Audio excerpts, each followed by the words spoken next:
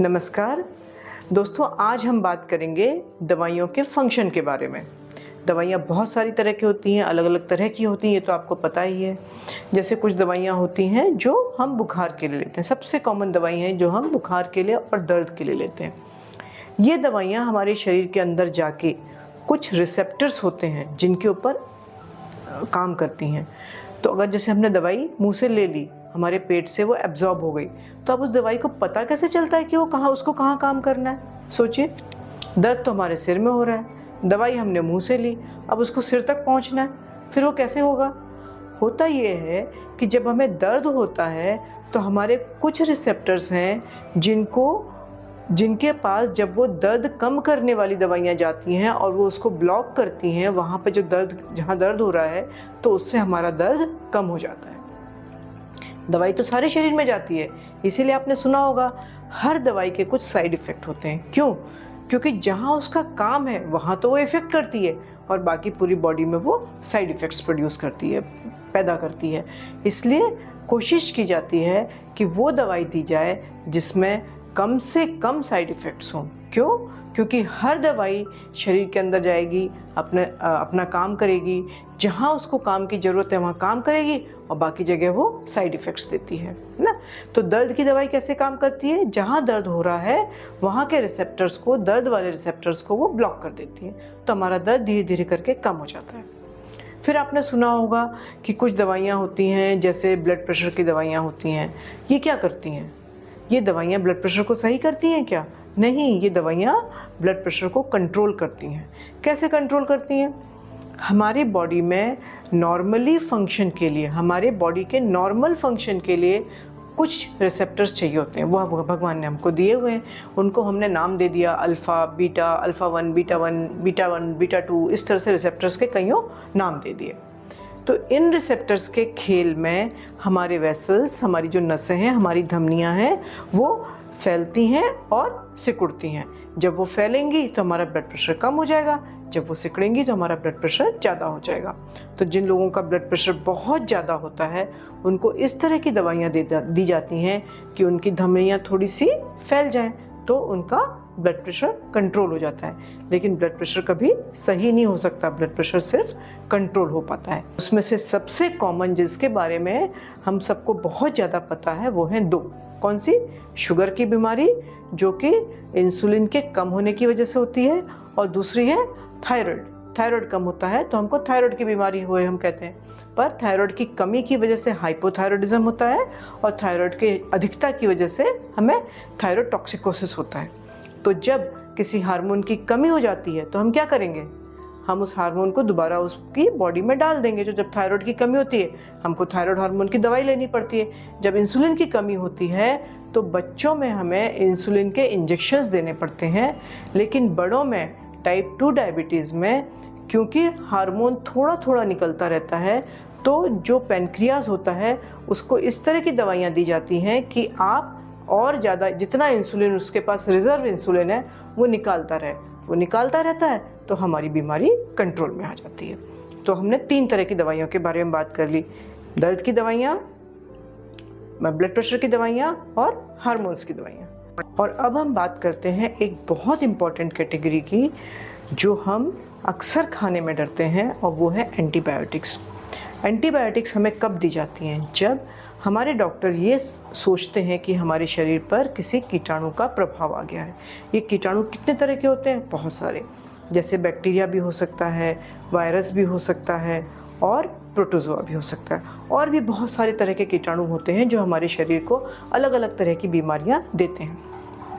जो हम एंटीबायोटिक्स खाते हैं ये हमारे बैक्टीरिया को मारते हैं, पर होता क्या है, प्रॉब्लम क्या है कि हमारे शरीर में कुछ गुड बैक्टीरिया भी होता है, अच्छा बैक्टीरिया भी होता है, और कुछ खराब बैक्टीरिया होता है जो हमें बीमारी पैदा करता है। तो जब हम एंटीबायोटिक्स खाते हैं तो हमारे खराब बैक्टीरिया के साथ साथ हमारा अच्छा बैक्टीरिया भी मारा जाता है। इसलिए हमें एंटीबायोटिक्स खाने से पहले हमारे डॉक्टर से ज़रूर एक बार बात करनी चाहिए और परामर्श लेना चाहिए। और हमारे पास कुछ वायरसेस की भी दवाइयाँ हैं, जैसे कोविड में हम निकले, कोविड के लिए बहुत सारी कोशिश की गई कि हम कोविड के लिए दवाई ला सकें, लेकिन एंटीवायरल कोविड के लिए कोई भी बहुत ज़्यादा अच्छा एंटीवायरल नहीं मिल सका, और जो मिला भी उसके बारे में ये कहा जाता है कि बहुत ज़्यादा उसकी इफ़ेक्टिविटी नहीं रही, है ना। तो एंटीवायरल हमारे पास जो है वो बहुत इफ़ेक्टिव वाला है हमारे पास चिकन पॉक्स के लिए, दूसरा है हमारे पास HIV वायरस के लिए, और तीसरा आजकल फ्लू के लिए भी और स्वाइन फ्लू के लिए भी एक एंटीवायरल हमारे पास आ गया है। लेकिन बहुत सारे ऐसे वायरसेस हैं जिनके लिए हमारे पास कोई भी दवाई नहीं है। इसलिए हमें क्या करना पड़ेगा, जब हमारे पास वायरसेस के लिए दवाई नहीं है तो हम क्या करें? बहुत इम्पॉर्टेंट है एक अगली कैटेगरी की दवाई, और वो है वैक्सीन्स। वैक्सीन्स हमें बचपन से चालू हो जाती हैं, बच्चे के पैदा होते से ही चालू हो जाती हैं, और हमें वैक्सीन्स को बड़ी उम्र में 60+ में भी वैक्सीन्स का लेना बहुत ज़रूरी है। क्यों? क्योंकि जिस तरह बच्चों की इम्यूनिटी कम होती है, उसी तरह 60+ लोगों की भी इम्यूनिटी बहुत कम हो जाती है। वैक्सीन्स लेना हमें किसी को अच्छा नहीं लगता। क्यों? क्योंकि इसमें सुइयाँ लगती हैं। सुइयाँ किसे अच्छे लगेंगी? किसी को भी नहीं अच्छी लगती, लेकिन ये बहुत ज़रूरी होती हैं हमें कई भयानक बीमारियों से बचाने के लिए, है ना। हमारे सरकार ने एक यूनिवर्सल इम्यूनाइजेशन प्रोग्राम चालू किया है, जिसमें हमें ये बहुत ज़रूरी है कि हम बच्चों को कुछ वैक्सीन्स ज़रूर लगवाएं, जैसे BCG, पोलियो, पीलिया, ट्रिपल का टीका, और आजकल न्यूमोकोकल वैक्सीन भी लगाने लगे हैं, है ना। रोटावायरस जब से इंट्रोड्यूस हुआ है यूनिवर्सल इम्यूनाइजेशन प्रोग्राम में, बच्चों में दस्त की बीमारी काफ़ी कम हो गई है ना। हेपेटाइटिस का वायरस का टीका लगता है, फ्लू के वायरस का टीका लगता है, चिकन पॉक्स के वायरस का लगता है, और हेपेटाइटिस A का भी लगता है ना। हेपेटाइटिस 2 तरह का वायरस टीका लगता है, A का और B का, तो इन दोनों को लगवाना बहुत ज़रूरी है। इसके साथ साथ कुछ वैक्सीन्स ऐसे हैं जो समय समय पर आप अपने डॉक्टर से कंसल्ट करते रहें और लगवाते रहें। एक बहुत अच्छा वैक्सीन अभी आया है स्पेशली हमारे सर्वाइकल कैंसर को बचाने के लिए। हमारे देश में सर्वाइकल कैंसर एक मुख्य कारण है महिलाओं की मौत का, तो सर्वाइकल कैंसर का वैक्सीन हम अपनी बच्चियों को 8 साल की उम्र के बाद अवश्य लगवाएं। अब थोड़े दिनों में शायद ये वैक्सीन सरकारी योजनाओं में भी आ जाएगा, तो सबके लिए लगवाना बहुत इजी हो जाएगा। लेकिन जब तक ना आए तब तक कोशिश करें कि अपने बच्चों, अपनी बच्चियों को स्पेशली लगना, तो ये बच्चों को भी चाहिए, लड़कों को भी चाहिए, लेकिन 60+ लोगों के लिए भी, 60 साल से ऊपर वाले लोगों के लिए भी वैक्सीन्स लगवाना उतना ही ज़रूरी है जितना कि एक छोटे बच्चे के लिए। क्योंकि हमारी जो इम्यूनिटी है, हमारी जो बीमारियों से लड़ने की क्षमता है, वो कम हो जाती है, और इसलिए न्यूमोकोकल का वैक्सीन, चिकन पॉक्स का वैक्सीन, ये सब हमारे लिए अति आवश्यक है। इसलिए कृपया अपने घर के बच्चों का और बुज़ुर्गों पर विशेष ध्यान दें। ठीक, ये सब तो हो गई बातें बीमारियों की, दवाइयों की, लेकिन दवाइयों के साथ प्रिकॉशन क्या लेना है, सावधानियाँ क्या बरतनी है, ये अति आवश्यक है आपके लिए जानना। कृपया कोई भी दवाई डॉक्टर से परामर्श के बिना न लेने की कोशिश करें। दर्द की दवाई हो गई, बुखार की दवाई हो गई, ले ली, ठीक है, कोई बात नहीं, 1-2 दिन के लिए ले लें, लेकिन उसके बाद अगर आपके बुखार अगर लंबा जा रहा है, सर्दी खांसी आपकी लंबी जा रही है, तो कृपा करके डॉक्टर की परामर्श से ही दवाइयाँ लेने की कोशिश करें, है ना। और दवाई जिस मात्रा में बताई गई है उसी मात्रा में लें, जितने दिन के लिए बताई गई है उतने ही दिन के लिए लें, और दवाइयों को कोशिश करें कि उनकी एक्सपायरी डेट ज़रूर देख लें। एक मैंने भ्रम देखा है लोगों में कि जिस महीने की एक्सपायरी डेट होगी उस महीने की वो दवाई लेते हैं, कि बोलते हैं कि ये तो एक्सपायर हो गई। ऐसा नहीं होता।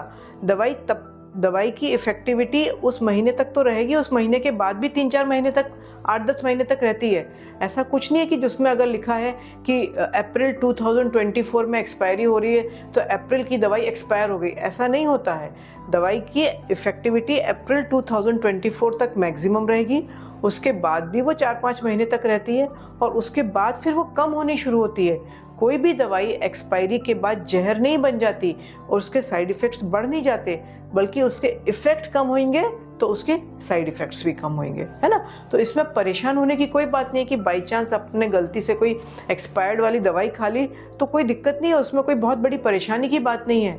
अगर आप एक्सपायर्ड दवाइयों के बारे में जानना चाहें कि उनका कैसे यूज़ कर सकते हैं, उनको कितना उनको यूज़ कर सकते हैं, किस तरह ये दवाइयाँ काम करती हैं और ये एक्सपायरी डेट है क्या, आई कहाँ से, मतलब भाई आपने एक केमिकल बना दिया और उसकी एक्सपायरी डेट कहाँ से आ गई।